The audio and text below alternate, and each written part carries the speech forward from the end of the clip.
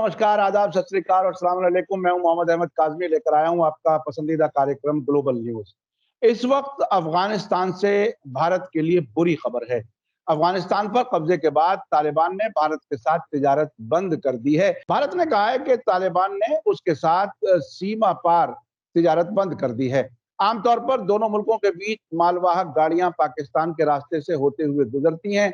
Federation of Indian Export Organization FIEO ने कहा है कि गाड़ियों की आवाजाही अब रोक दी गई है, जिसकी वजह से लाखों डॉलर के सामान का इंपोर्ट और एक्सपोर्ट रुक गया है। आपको बता दूं कि पाकिस्तान सिर्फ अफगानिस्तान से भारत आने वाली गाड़ियों को अपनी सीमा से गुजरने की इजाजत देता है, जबकि भारत की तरफ से अफगानिस्तान जाने वाली गाड़ियों को इजाजत नहीं देता। इसलिए भारत ईरान के चाबहार बंदरगाह से अपना सामान अफगानिस्तान तक पहुंचाता है। भारत के लिए तिजारत के मामले में अफगानिस्तान उसका सबसे बड़ा साथी है। अफगानिस्तान में डैम, स्कूल और सड़कों जैसे प्रोजेक्ट्स में भारत ने 3 अरब डॉलर इन्वेस्ट किया है।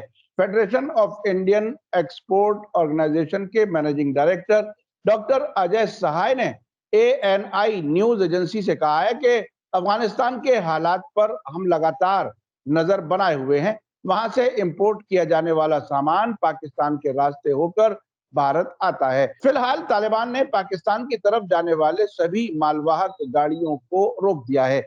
इस तरह से इंपोर्ट पूरी तरह से ठप पड़ गया है।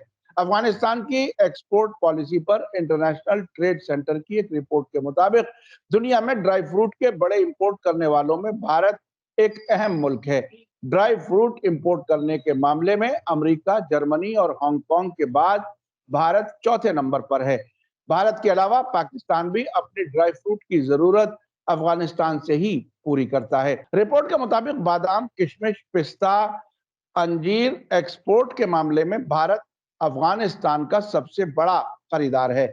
यह खबर ऐसे वक्त में आई है जबकि तालिबान ने भारत के बारे में कल ही एक बयान दिया था, जिसमें कहा गया है कि भारत अफगानिस्तान में जिन प्रोजेक्ट्स पर काम कर रहा था उन्हें वो पूरा कर सकता है, क्योंकि वो अफगानिस्तान की आवाम के लिए हैं।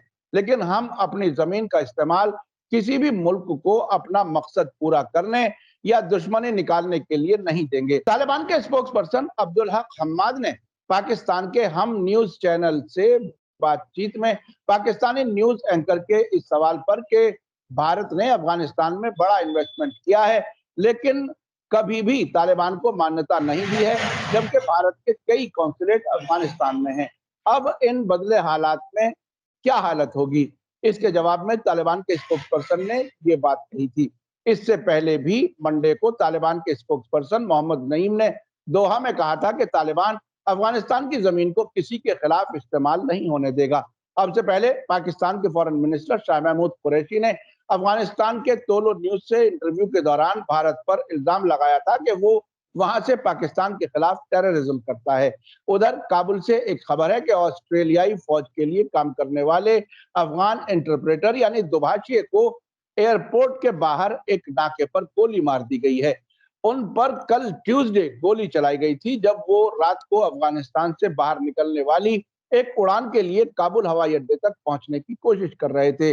SBS और द गार्जियन ऑस्ट्रेलिया में आई तस्वीरों में देखा जा सकता है कि डॉक्टर गोली लगे एक इंसान का इलाज कर रहे हैं जिन्हें पैर में गोली लगी है। आखिर में आपको याद दिला दूं कि अगर आपने अभी तक media star world YouTube channel subscribe नहीं किया है तो सब्सक्राइब कर लें और घंटी दबाना ना भूलें। और अगर आप हमें फेसबुक पर देख रहे हैं तो हमारे पेज को लाइक करें ताकि हमारी हर नई वीडियो की खबर आपको सही वक्त पर मिल सके। इसी के साथ मुझे दीजिए इजाजत। ग्लोबल न्यूज का ये एपिसोड आपको कैसा लगा कमेंट्स में जरूर लिखें। थैंक यू, धन्यवाद, शुक्रिया। जय भारत, जय हिंद। मीडिया स्टार वर्ल्ड के और वीडियो देखने के लिए हमारे चैनल को सब्सक्राइब करें और सीधे नोटिफिकेशन पाने के लिए बेल आइकन दबाएं। और अगर हमारी खबर सच्ची और अच्छी लगे तो अपने व्हाट्सएप, इंस्टाग्राम, फेसबुक और ट्विटर अकाउंट पर जरूर शेयर करें।